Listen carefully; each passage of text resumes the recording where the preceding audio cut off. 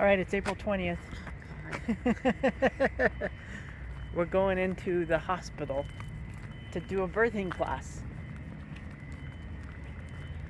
Sam looks so enthusiastic. Okay, he's not telling you that I'm exhausted either. That's not Sam's exhausted and enthusiastic about doing this class. But, yeah. It's kind of the hospital again. So, it is still weird to me that there is not its own entrance to the,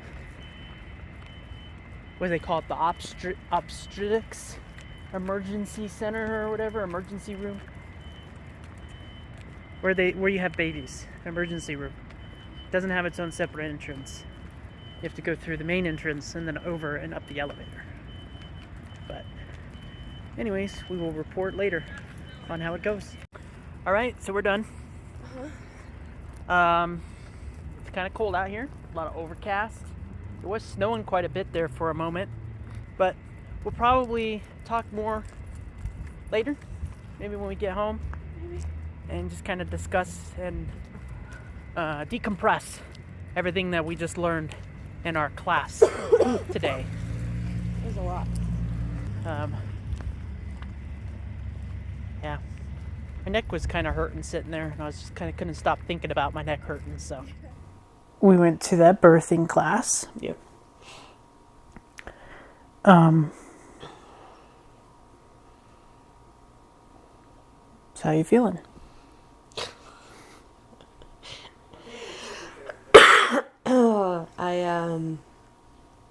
I'm exhausted, but that's because of other reasons outside the birthing class. We hung out with Mom and Dad, Alma and Opa, last night, and Jackie played Ticket to Ride until 12:30. And then Jackie and I came home by like 1:30, and our dog's sitting, and the dog had an accident in the crate and got it everywhere. So I didn't go to bed till like 2:30 because I had to clean up their crate. And then I woke up at 6:30, 7-ish, to go to a tabling event for work. So I am exhausted. Because after the tabling event, we went to the birthing class. So I'm ready for bed. Yeah, so the birthing class was at the hospital, Memorial North. Mm-hmm. It's you go in and you go to the left, and it's in that there's a conference room there. It's pretty empty. Mm-hmm. I kind of didn't really expect that. There were only us and another couple. But they had a sign-in sheet for this morning because there was two or three classes you could, what is it called? Reserve yourself for. So I didn't do the morning one because I obviously had a tabling event. Actually, that was after I set the appointment. So, but I knew that we wouldn't want to do an early morning class, so I did the afternoon one, which is at 2:00. But they had like a good amount. She said the whole room was filled at the morning class. So. So it was more intimate for us at the 2:00 class. I think so. The other couple, I think it was funny because they're due June 5th. Yeah, they're due June 5th and we're due June 4th. Yeah. They were also, if you didn't pick this up, they're both swimmers. Yeah, I caught it. I could say that. Yeah. I caught it. And that this was their first as well. Yep. So it was kind of nice being, more close and intimate in the class. I think overall, it's nice when you're kind of like taking that step in your educational and informational journey to kind of learn more and be prepared for, what's going to ultimately happen. instead of be shocked and surprised. Yeah. I think far too many people just kind of I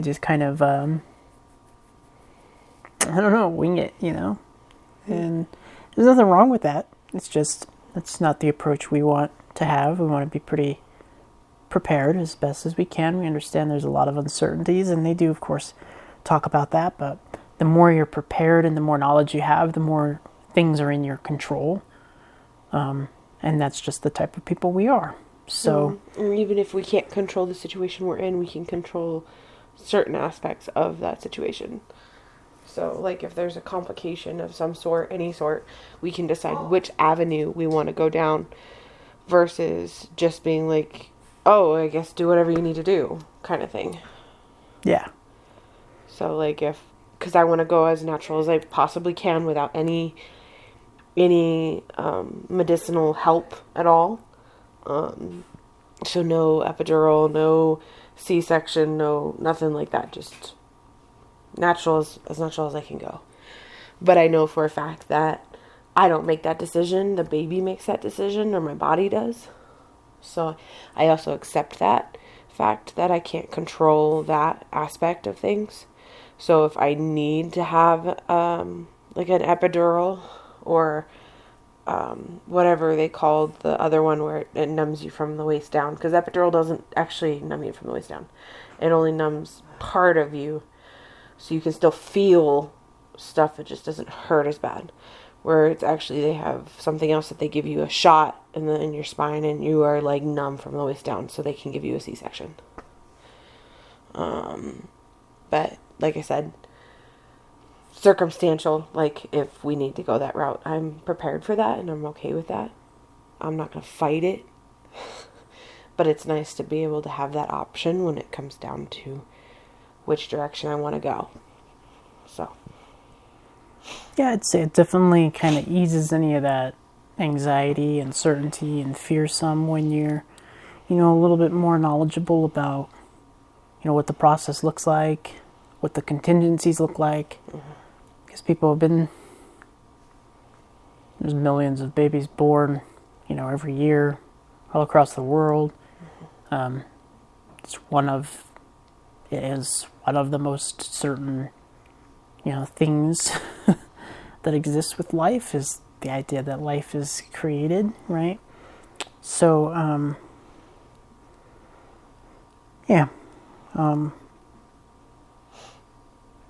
it's just nice being kind of educated on like the labor process, stages of labor, when to go to the emergency room versus not go to the emergency room. What to keep track of. Yeah, what to keep track of. The fact that like at that particular hospital they have an emergency room, but they also have an OB emergency room. And when you're pregnant, you don't go to the ER. You go to the OB ER for everything and anything while you're pregnant. Like, they won't even see you in the normal ER. They're like, go over there. Yeah, which is kind of interesting that things have become so hyper-specialized in some hospitals to that degree. But it also shows how much medicine has advanced to this point. I'm sure it's, only going to get more and more advanced. It has to be, because, while there's contingencies, there's still, other problems and issues that arise. One thing I think I found interesting was that they had said a backache is a contraction and can be a contraction. Yeah. And that some people don't have front contractions. Don't have normal contractions, they have backaches.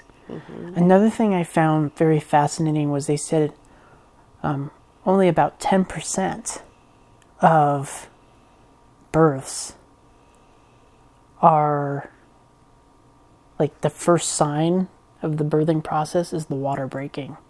Only 10%.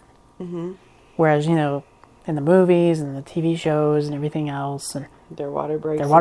And that's what everybody says, It was funny because you talk about symptoms and stuff and the back pains and stuff. And I'm sitting here thinking about it, and I have a really high pain tolerance. So I've been having recently, the past, I'm going to say 4 or 5 days, my back has been hurting. My lower back, where my hips are. But we talked about it beforehand, and we believe it's just the weight. It's been adding more weight onto my hips. Because when I was overweight, before we went on the diet, my hips and my lower back would hurt because of all the weight. So I assume it's just the baby weight causing my lower back pain. But after this class, you're like sitting here, you backtrack and you go, well, could it be contractions? And you have to think back, okay, what other symptoms do you have to be in labor? And I don't have any of the other symptoms, but it's one of those you have to keep track of. Like if I have any kind of discharge, if I have had the other ones like the water breaking, if I have Braxton Hicks could technically be contractions that you just don't think about or know about, but it has to be like a consistent. So it's just funny to just think about all the symptoms you have to keep an eye on to say if you're in labor or not.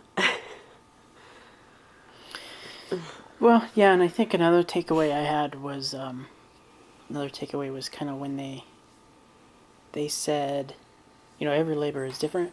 Mm-hmm. This labor is different from a previous labor that you've had. This will be different than any future labors you have. This labor is going to be different than the person next to you. This labor is going to be different than your mother's labor. Because each labor is different, each child is different, each delivery is different. Mm-hmm. And even if your water breaks during one pregnancy and that's your first sign, it could potentially not be the first sign in your second or your third pregnancy.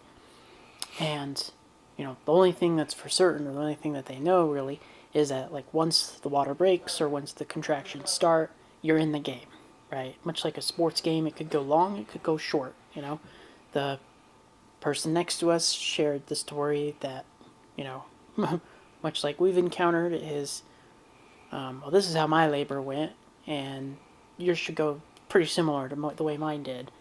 And for her, she was sharing, like, yeah, when she went into contractions, she was through delivery in 2 hours, so, and there was like a 30-minute car ride involved in that. So she was really only at the hospital for about an hour and a half. This person who was sitting next to us said that their mother was sharing that with them, that was kind of their experience. Whereas, the nurses acknowledge the fact that, you can be in labor for 10 plus hours, It's long, but it's all about where the baby is and it's on the baby's terms. And So, and how long labor has been going, because if depending on how long the labor has been going, they might induce or help it along, make it progress faster, kind of thing. yeah. Yeah, and then you have like the different stages of labor, and when you stay in the different stages could be different too. You may even potentially skip a stage. It's just very unique. I mean, just like anything in human medicine, is that each experience is a little different, and each person is a little different, very unique to their situation. Something else that we were discussing that I found was kind of interesting too was with that particular with the Memorial North location.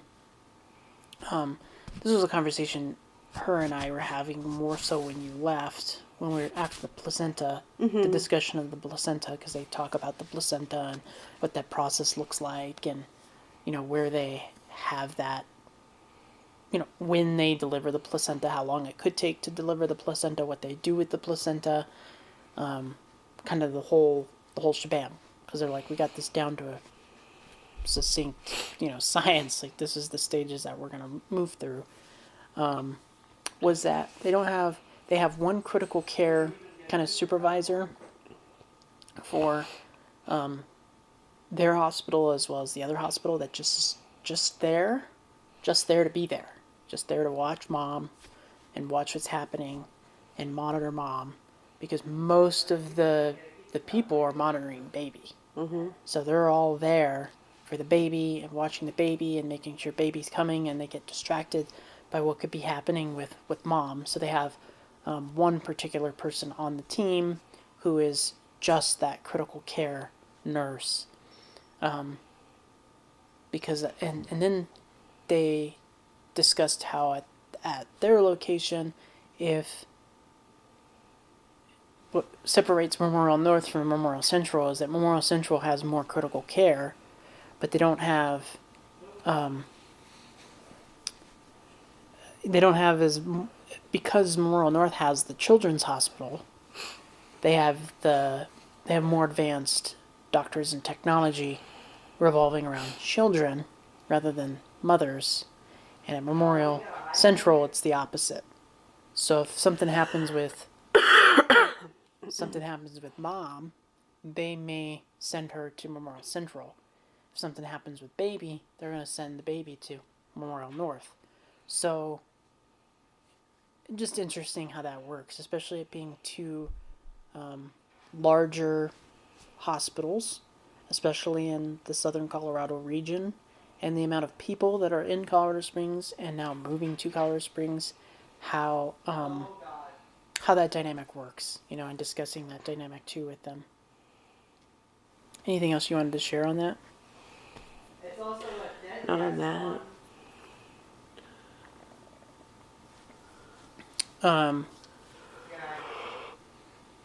Yeah, no, like one of the things that I've thought about, and we started and we discussed there, and then we kind of discussed on the car ride back, is the idea of a placenta donation. Donating the placenta for medical research and medical science, and utilizing that for future advances in medicine. I found it very interesting that they don't do it. They say you have to bring your own kit, and they kind of like take the placenta and put it in the kit, and then you here you go, and then you ship it off. And they don't do that. And it's just interesting. And she had shared that she didn't see very many of those at all. So there were two girls. So one girl was there for 3 or 4 years, like something short. And she said in all her years, she's never seen it done. And then the other girl, she'd been in this field for 8 years because she was somewhere else for the beginning of her nursing journey. And she said that they did it all the time where she was from. So it was just a norm there. But coming here, she hasn't really seen it done. I guess she said it. She's seen it done once, but it was more common where she was before, but less common where she is now, which is here. So that's what I should have said. Sorry. Yeah, I also found it interesting too when they were discussing the topic of stillborns. It is that, here we are in 2024, and while there are still stillborns, they typically know ahead of time that the stillborn is going to be a stillborn. And they even said, by now, here you are at 33 weeks, by now, you should know. You should know if it's going to be a stillborn or not. Of course, there's probably still, I'd imagine there's, just from a pure educational, critical thinking perspective, there's still time between now and delivery that something could happen. But they said there was only the one time, the one girl who's been doing this for 8 years said there's been only one time that they had a stillborn that was kind of unplanned and was an accident, and it was because they had a cardiac condition. It was a cardiac defect, defect or something or like that. But in the modern, they can catch all that stuff. Yeah. So they either help and not have babies pass, or they expect it and let the parents know beforehand. So they know beforehand. Yeah, so that I found that kind of interesting because it's not hard to find somebody, especially aunts, uncles, other family members, especially who are older than us Older generations. that have had that either happen to them or have experienced it themselves. So it's always been a concern there. Of course, I would probably still say that there's still kind of an overwhelming majority of miscarriages that still happen to this day, far more than I ever thought. Until you start actually, because most people don't talk about that. Once you start talking to people and you're like, oh, wow, you've had 4 miscarriages, or you've had 2 miscarriages, or you've had 5, 6 miscarriages. I mean, those are high numbers, but I was talking to a friend, and she had 4 miscarriages, and I didn't even know she was trying, let alone having miscarriages. But she informed us that she was pregnant and she was due in September. So it was one of those moments where we're really happy that she's pregnant and that she's having her baby, and that it wasn't a miscarriage. But also the fact that I didn't even know that she was going through that, and that's hard. It's a lot, and it's hard. I haven't gone through it, but I know that like trying to get pregnant was hard enough, let alone trying to get pregnant and then losing it every single time. Because that's the scare with me, is that my diagnosis with PCOS heightens my risk of miscarriages. So it's one of those, I guess I was just lucky in my circumstance. So, but you were talking about miscarriages and stuff. yeah, I mean, I just probably would wrap it up so we don't go too long, and just say kind of like the whole purpose of today and doing this class and being. Sorry.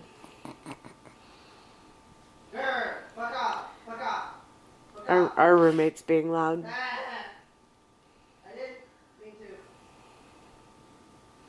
I guess what I would say is just to kind of wrap it up, since we don't go too long, is the purpose of today, and during the birthing tour and then during the birthing class, is just to kind of be prepared to have a healthy delivery for a healthy baby, healthy mom, and be prepared for that moment in bringing life into this world, and ultimately beginning this journey that will be very difficult, very challenging. I'll acknowledge probably the most challenging thing that we've probably ever done, but also the love and the support and such that we'll be getting from it as well. Being one of the most challenging things, but also, the one thing that I kind of took away from the discussion is that it should be probably the happiest moment of our life, and that's what, I do look forward to, and all this anticipation and build up and fear and everything else and mixed bag of emotions, I think will kind of just, I don't know, come to its head at that moment. So, did you have anything else that you wanted to say? I don't think so. Okay. So you're the one that took notes, so. Cool.